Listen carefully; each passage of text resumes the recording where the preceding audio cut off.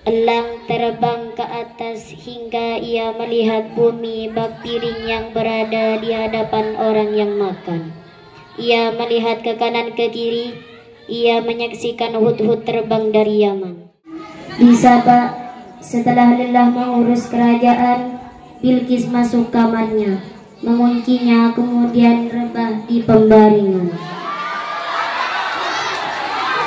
Tanpa sepengetahuannya, Hut-Hut masuk dan meletakkan surat di sampingnya. Ketika Bilqis terbangun, ia meraih surat itu, membacanya sebentar. Dari Nabi Sulaiman putra Daud pada Bilqis Ratu Saba. Dengan menyebut asma Allah yang Maha Pengasih dan Penyayang, kesejahteraan bagi yang mengikuti petunjuk. Jangan sombong padaku dan datanglah dengan menyerahkan diri. Wahai orang-orang terhormat, telah datang padaku sepucuk surat mulia. Lalu ia membacakan isi surat itu dan meminta saran. Mereka menjawab, kita punya kekuatan besar dan urusan ini terserah pemandanganmu, wahai ratu. Apakah harus perang atau tidak? Pikirkan apa yang mesti engkau lakukan. Kami akan patuh atas perintahmu. Bilqis menjawab, sungguh jika raja memasuki sebuah wilayah dengan cara paksa, ia akan berbuat kerusakan dan membuat orang-orang terhormat menjadi hina.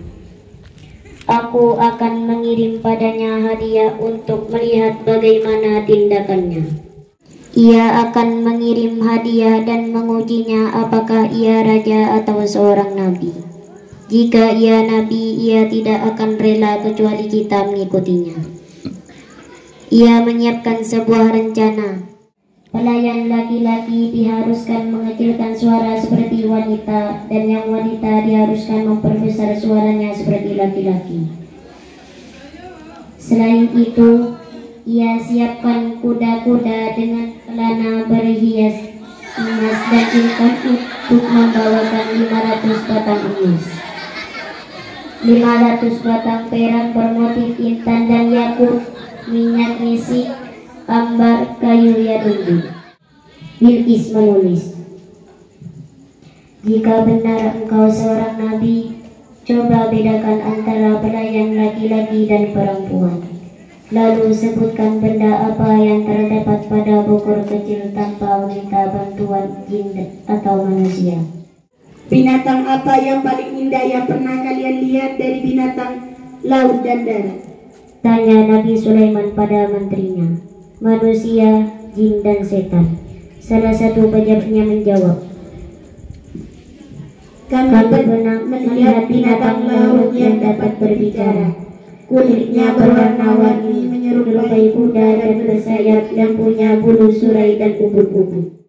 Ketika rombongan Saba telah dekat, memerintahkan setan berjajar di kanan kirinya, diikuti burung-burung, binatang melata, dan binatang buas.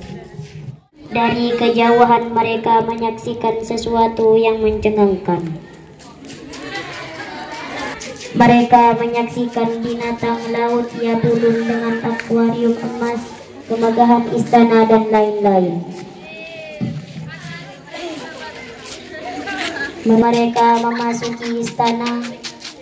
Mereka melihat tentara setan dengan sorot mata menyeramkan. Mereka gemetar. Setan berkata, lewat saja, tidak apa-apa. Mereka melewati barisan tentara jin, manusia, binatang merayap, unggas, binatang buas, kemudian menghadap Nabi Sulaiman sananya. Nabi Sulaiman menyambutnya dengan wajah berseri-seri. Ada apa di belakang kalian? Tegur Nabi Sulaiman. Munzir tertumbuk. Ia lalu memberikan surat Bilqis.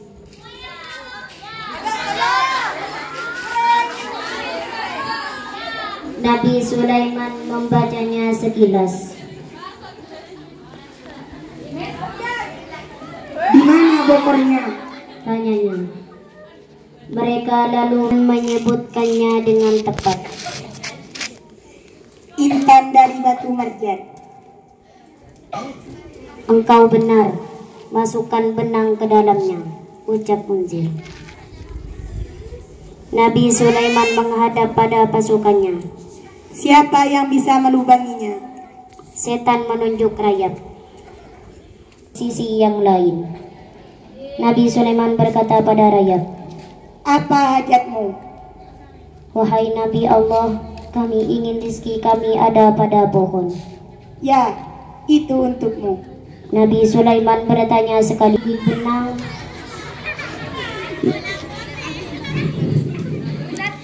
lalu ulat menggigit benang, masuk dari satu sisi kemudian keluar dari sisi yang lain. Apa hajatmu? Ucap Nabi Sulaiman, wahai Nabi Allah, kami ingin rezeki kami ada pada buah-buahan. Ya.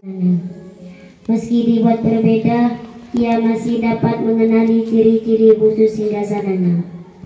Tapi ia tidak berani memastikan, sebab tentu dalam hatinya terbesit keheranan sekaligus ketakjuban akan kekuasaan dan kemampuan luar biasa Raja Syam ini.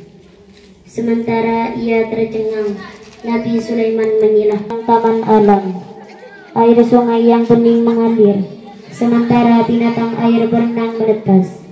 Ikan berwarna-warni, di sekelilingnya batu pualam, apung, palinggang, merember tertata serasi.